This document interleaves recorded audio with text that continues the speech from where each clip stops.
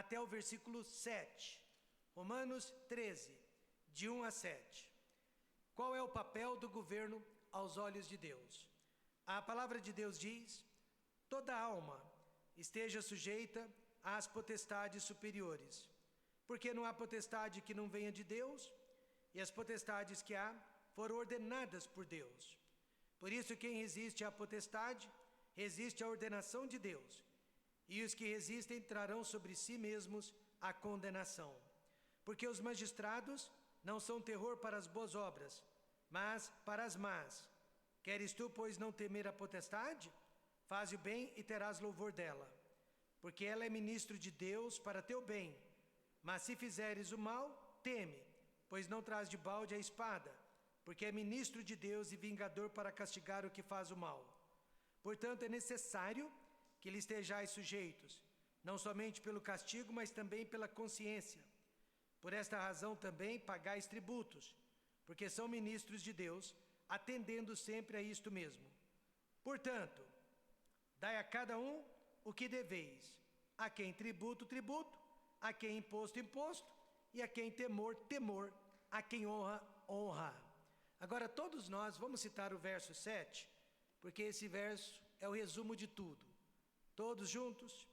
Portanto, dai a cada um o que deveis, a quem tributo, tributo, a quem imposto, imposto, a quem temor, temor, a quem honra, honra. Podem se assentar e que Deus abençoe a leitura de sua palavra.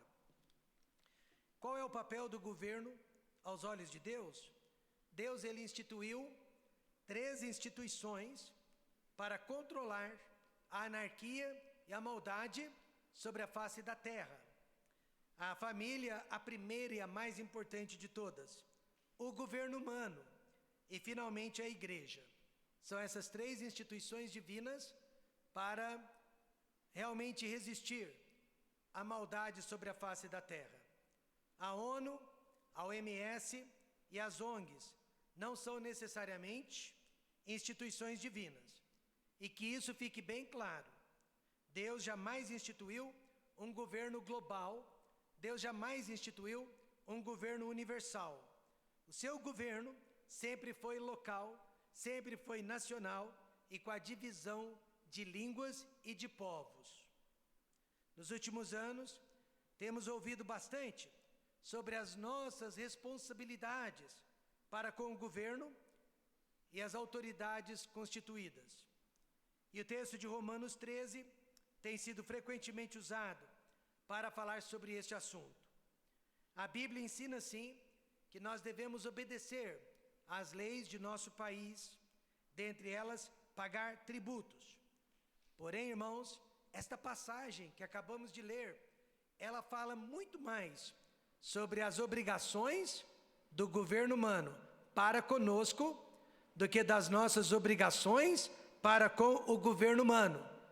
E nós vamos ver sobre isso. Esta é uma mensagem para ser compartilhada com os nossos representantes políticos. Esta é uma mensagem para ser enviada para os nossos magistrados que estão nos julgando. Será que eles estão cumprindo a função que Deus, o Criador, designou para eles? Será que as nossas autoridades entendem o que Jesus Cristo disse para o governador Pôncio Pilates? Nenhum poder terias contra mim se de cima não te fosse dado.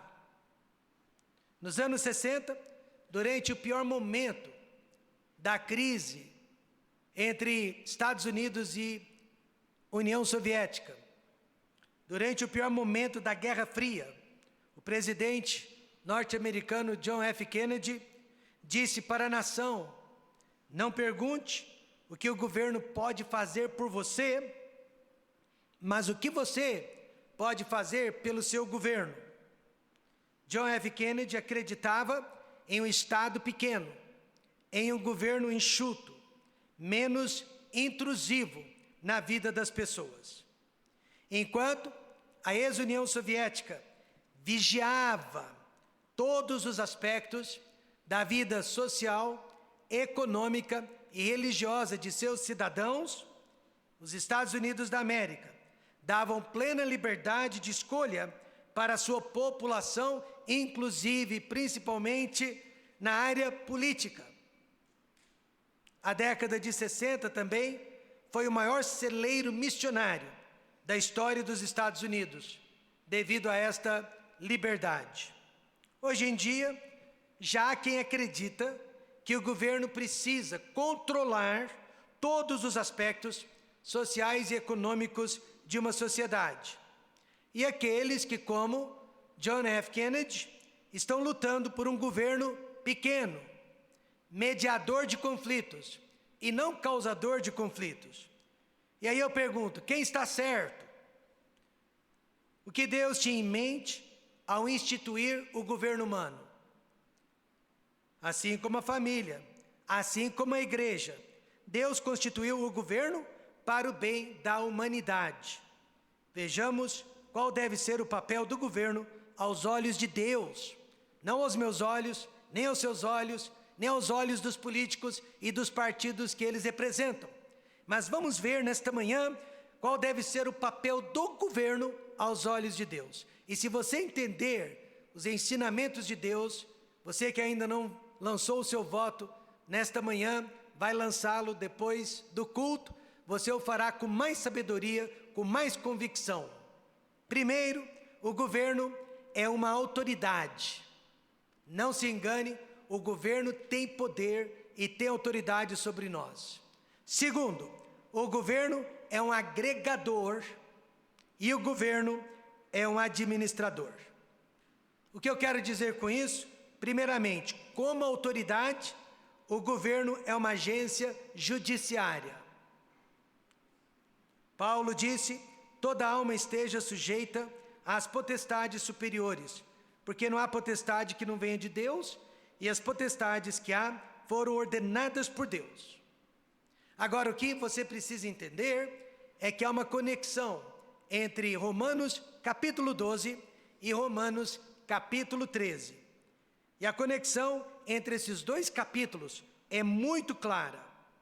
Paulo ensina no 12 que eu e você, cidadãos deste mundo, não podemos fazer justiça com as nossas próprias mãos. Mas, no capítulo 13, ele ensina que o governo, instituído por Deus, não só pode fazer justiça, como deve aplicá-la a todos os malfeitores. Para o cidadão comum, Deus diz, no capítulo 12, verso 19, não vos vingueis a vós mesmos, amados. Mas para o governo oficial, Deus diz no capítulo 13, verso 4, você é ministro de Deus e vingador para castigar o que faz o mal. Mas ao invés disso, o que eu e você temos observado é que muitos governos, incluindo o nosso, estão amenizando o mal, e estão favorecendo o mal, e estão perseguindo os bons. E é por essa razão que o nosso país e o mundo inteiro está de cabeça para baixo. Eclesiastes 8, verso 11 diz, porquanto não se executa logo o juízo sobre a má obra, por isso o coração dos filhos dos homens está inteiramente disposto para fazer o mal. Então eis aqui, meus amados, um dos primeiros papéis e mais importantes das nossas autoridades, castigar o mal, fazer justiça contra o mal. O governador do nosso estado foi reeleito no primeiro turno das eleições de 2022. Por quê? Porque ele priorizou a justiça em favor dos cidadãos de bem, e ele também priorizou a justiça contra os cidadãos de mal, os contraventores. E durante a sua campanha, ele fez a seguinte promessa que tem sido cumprida em Goiás, ou o bandido muda de profissão, ou ele muda de estado. Não é à toa, então, que a criminalidade em nosso estado diminuiu quase 90%. Imaginem se diminuísse assim em todo o Brasil. Segurança, justiça e paz social Segurança, justiça e paz social são as funções principais do governo que Deus instituiu, e não as mudanças de paradigmas entre os sexos, homens e mulheres, maridos e esposas, pais e filhos. Ouça, Deus jamais chamou o governo para interferir na vida social e religiosa dos homens, amém, irmãos? Mas apenas para providenciar um ambiente de justiça entre as pessoas.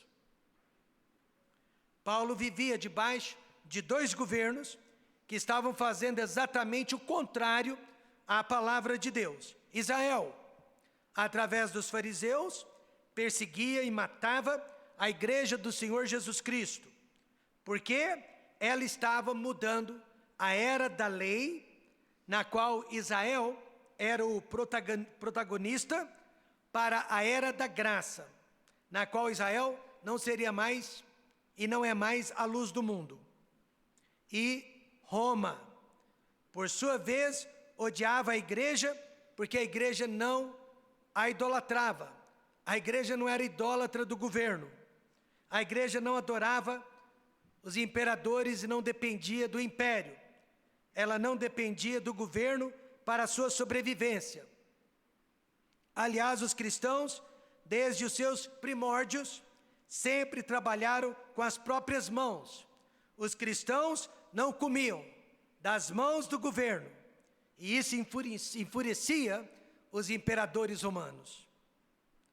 Durante o regime do Império Romano, que distribuía alimentos e roupas advindos do Egito para os moradores de Roma, Paulo disse para a igreja de Tessalônica, que era uma das províncias romanas: porque quando ainda estávamos convosco, vos mandamos isto, que se alguém não quiser trabalhar, não coma também. Em um país onde há justiça social e as leis são observadas, ninguém irá passar fome, a não ser aquelas pessoas que se recusam a trabalhar, estudar e serem úteis na sociedade. Na mesma esquina, onde havia uma pizzaria do Pizza Hut, havia um rapaz robusto, bonito, pedindo esmolas, e o cartaz dele dizia que ele não tinha dinheiro para comer naquele dia. Mas do lado dele um outro cartaz dizendo: estamos contratando. Aí nós entramos no Pizza Hut e o gerente nos disse: sinto muito, não podemos atendê-los, a não ser que vocês peguem a pizza e levem para casa, mas aqui não podemos servi-los. Por que não? Porque estamos em falta de funcionários para servir os clientes. Na época de Paulo, as pessoas não podiam escolher os seus imperadores, como nós podemos escolher os nossos nos dias de hoje. Os romanos não podiam escolher os seus senadores. Mesmo assim, Paulo disse: toda alma esteja sujeita às potestades superiores, mesmo aquelas que nós não escolhemos. Por que Deus, então, pastor, permite maus líderes, como os imperadores romanos? Primeiro, irmãos, para testar a nossa obediência. Quando Paulo escreveu esta carta para os romanos, havia um grupo de judeus zelosos que pregava a anarquia. Eles não admitiam pagar tributos para o Império Romano. Eles acreditavam apenas no dízimo, que era recolhido no templo de Israel, mas se desse o seu dinheiro para uma outra entidade que não fosse judaica, pior ainda, se fosse estrangeira, para eles seria um ato de sacrilégio. Todavia, Paulo disse: toda alma esteja sujeita às potestades superiores, porque não há potestade que não venha de Deus, e as potestades que há foram ordenadas por Deus. Veja então que Paulo era uma persona não grata diante dos olhos desses judeus, que o acusavam de não ser um verdadeiro judeu. Então Jesus Cristo, irmãos, ele sofreu debaixo da tirania de Pôncio Pilatos, considerado um dos políticos mais corruptos do Império Romano. Paulo sofreu debaixo do pior imperador romano que já existiu, Nero. Mas veja, nem Jesus e nem Paulo negaram a autoridade desses homens, ou se revoltaram contra eles. Por quê? Porque eles entendiam, não há potestade que não venha de Deus. Agora eu sei o que está acontecendo, as pessoas estão reclamando da paz aparente que existe atualmente entre os 4 poderes. A paz que existe neste momento entre a mídia tradicional e o governo atual. Veja que a mídia tradicional quase nunca fala mal do governo atual. A paz aparente que existe entre o judiciário e o executivo. As pessoas estão reclamando desta paz. Mas tem que ser assim. Tem que haver paz. Precisa haver paz entre os 4 poderes. Pastor, não são só 3 poderes, não são 4. Sempre foi assim. O poder executivo, legislativo, judiciário e a mídia. E hoje há paz entre esses 4 poderes. A nossa pergunta não é por que há paz entre eles. A nossa pergunta é por que não houve paz entre eles no governo passado, no governo anterior. Por que tanta reclamação antes? Por que tanta perseguição antes? Esta é a nossa pergunta. Agora, o que a Bíblia ensina, seja o governo de direita ou de esquerda, Paulo disse, preste atenção, eu falei para você, eu não gosto de tudo que a Bíblia ensina, mas eu aceito, amém, irmãos? Por isso, quem resiste à potestade, seja ela de direita ou de esquerda, resiste à ordenação de Deus, e os que resistem trarão sobre si mesmos a condenação. Quantos concordam que nosso país está debaixo de condenação? Basta observar o que está acontecendo ao nosso redor. Parece bonito dizer, ele não é meu presidente, mas aos olhos de Deus é feio. Podemos não concordar com o presidente atual, e eu não concordo, ou com o anterior, isso se chama Estado Democrático de Direito. Mas ele é sim o nosso presidente e merece o nosso respeito. Se ele estivesse aqui nesta manhã, seria tratado com honra e dignidade, conforme o seu cargo exige. Isso é bíblico.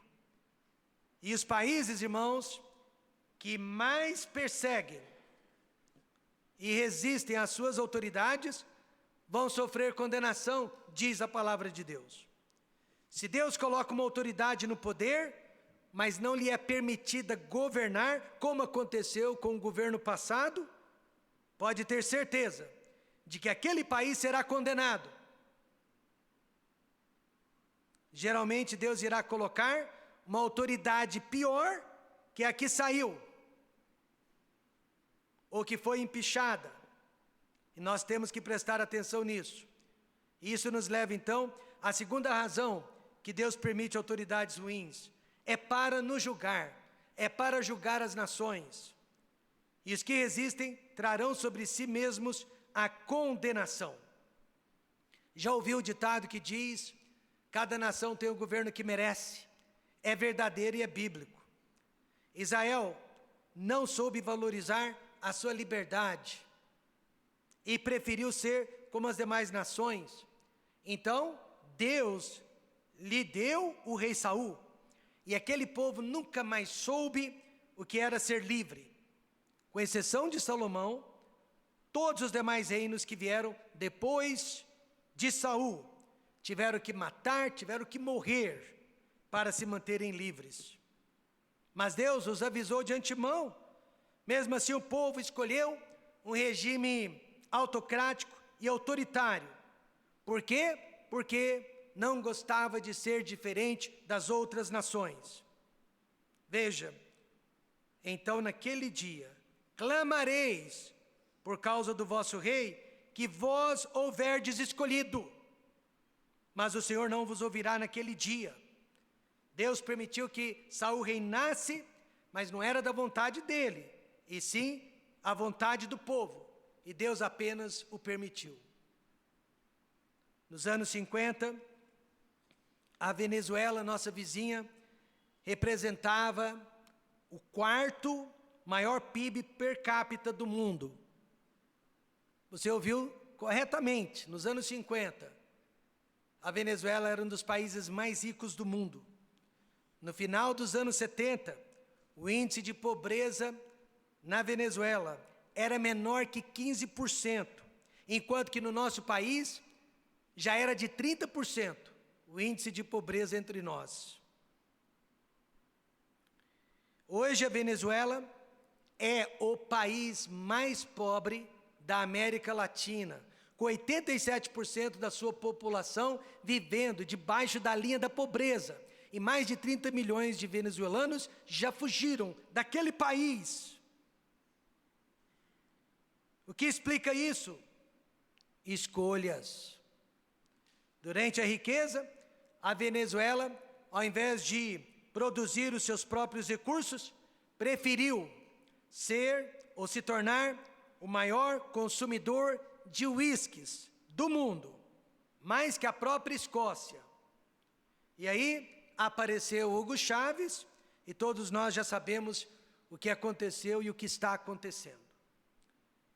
O governo, então, sendo bom ou ruim, sempre será uma agência judiciária com permissão de Deus para julgar os seus concidadãos. Por isso a palavra de Deus avisa.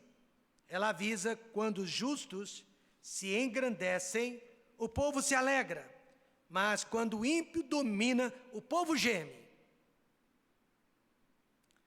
A única exceção, eis aqui outra parte da Bíblia que eu não gosto, mas eu aceito. A única exceção que Deus nos deu para a desobediência civil é quando o governo nos manda fazer algo completamente contra a palavra de Deus. Aí, neste caso, obedecemos a Deus. Atos 5, 29, porém respondendo Pedro e os apóstolos disseram: mais importa obedecer a Deus do que aos homens. Então, meus irmãos, como autoridade, o governo é uma agência judiciária. E como agregador, o governo é uma agência humanitária. Paulo também diz: porque ela é ministro de Deus para teu bem, mas se fizeres o mal, teme, pois não traz de balde a espada, porque é ministro de Deus e vingador para castigar o que faz o mal. De acordo com Paulo, o cristão deveria ser então o melhor tipo de eleitor, o melhor tipo de cidadão que existe, porque ele é um ser honesto, pacífico, paga os seus tributos. Mais importante que isso, ele ora por seus governantes. Aqui temos a prova cabal de que o governo humano é uma instituição divina. Quando Paulo diz: ela é ministro de Deus, para o teu bem, assim como a família e a igreja, o governo, pertence a Deus. O problema acontece quando o governo se esquece que é o ministro de Deus, servo do povo, e passa a querer ser o próprio Deus na vida das pessoas. Como o governo pode zelar pelo nosso bem? Primeiro, inibindo o mal. Inibindo o mal. Mas se fizeres o mal, teme. Essa palavrinha é chave. Teme. O único momento que nós precisamos ter medo de nossas autoridades é quando estamos errados, praticando mal, corrupção, estelionato, roubo, violência, ou até mesmo quando quebramos as leis de trânsito. Uma nação democrática não deveria ter medo de expressar a sua opinião. Amém, irmãos? Uma nação democrática não deveria ter medo de fazer passeatas ordeiras. Uma nação democrática não deveria ter medo de se reunir na igreja e de ensinar na igreja, atrás do púlpito, todos os conceitos da palavra de Deus, principalmente no que se refere ao gênero masculino e feminino. Amém, irmãos? Numa nação democrática, não deveríamos ter medo dessas coisas. O ladrão, sim, precisa ter medo do policial. O aluno, sim, deveria ter medo do seu professor. O empregado, sim, deveria ter medo de seu patrão. O filho, sim, deveria ter medo de seu pai. E trata-se de um medo reverencial e não neurótico. Mas é esta reverência que vai produzir respeito e obediência civil. Por isso Paulo disse, teme. Existe alguma coisa muito errada quando a população de bem passa a temer os seus governantes, enquanto que a população de mal não tem medo de seus governantes. Deus constituiu o governo humano para inibir o mal e não para proliferar o mal.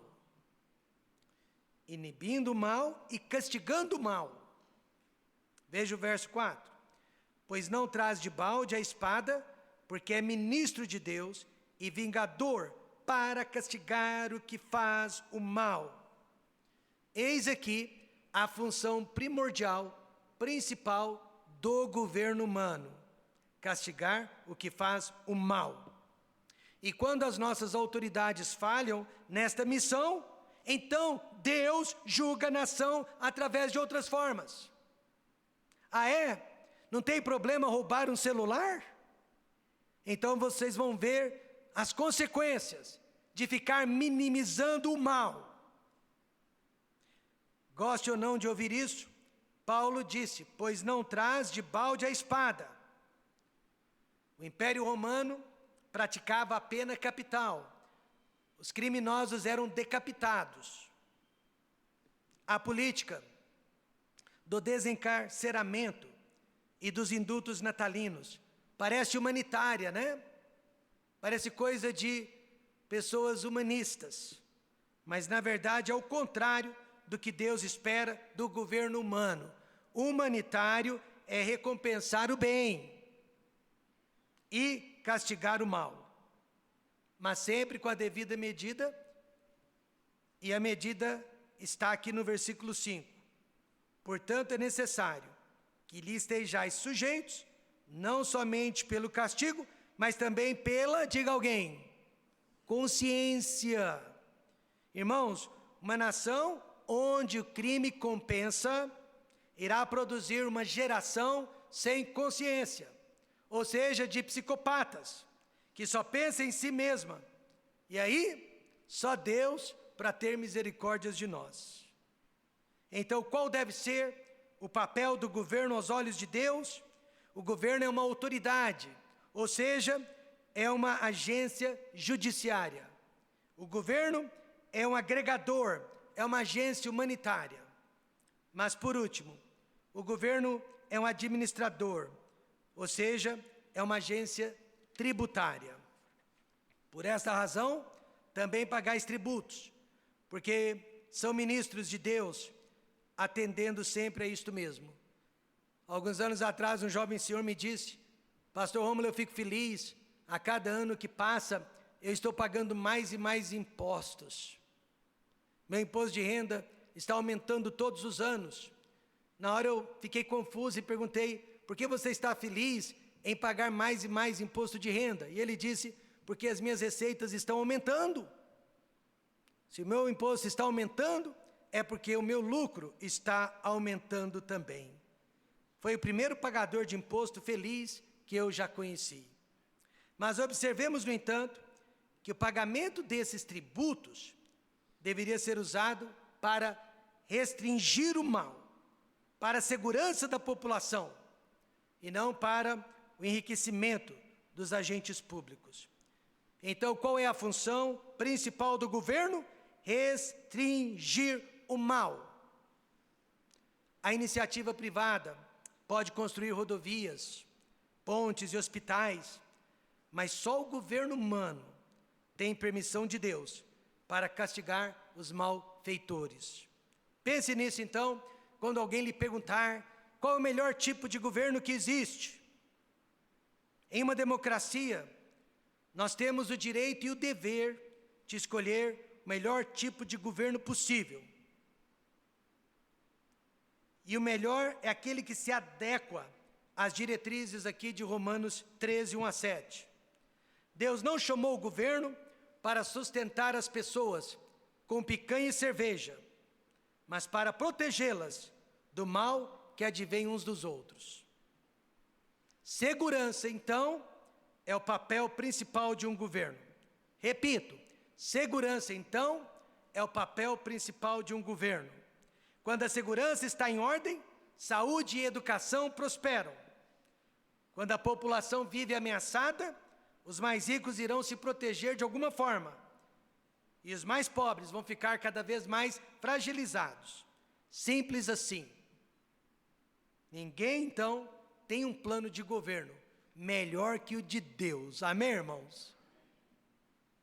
E para terminar, após a Segunda Grande Guerra Mundial, o mundo foi dividido entre duas ideologias políticas, países comunistas e países capitalistas. E essa divisão continua nos dias de hoje. Mas agora eles trocaram os termos. Agora nós temos países globalistas, que querem ser governados pela ONU, e países nacionalistas, que não querem interferência de fora. Deus não nos chamou para obedecermos a um governo mundial.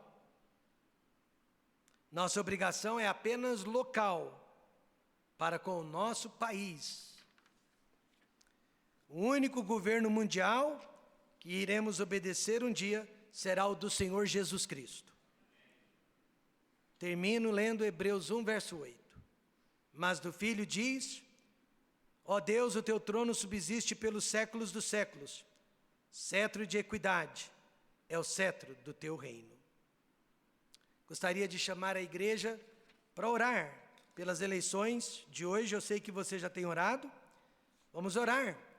Que Deus nos dê os melhores resultados possível, se nós queremos gozar de alguma paz e de alguma tranquilidade ainda em nosso país. Vamos nos colocar em pé, e os irmãos que podem, venham, vamos orar pelas eleições de hoje. Este é o apelo que nós fazemos para o povo de Deus.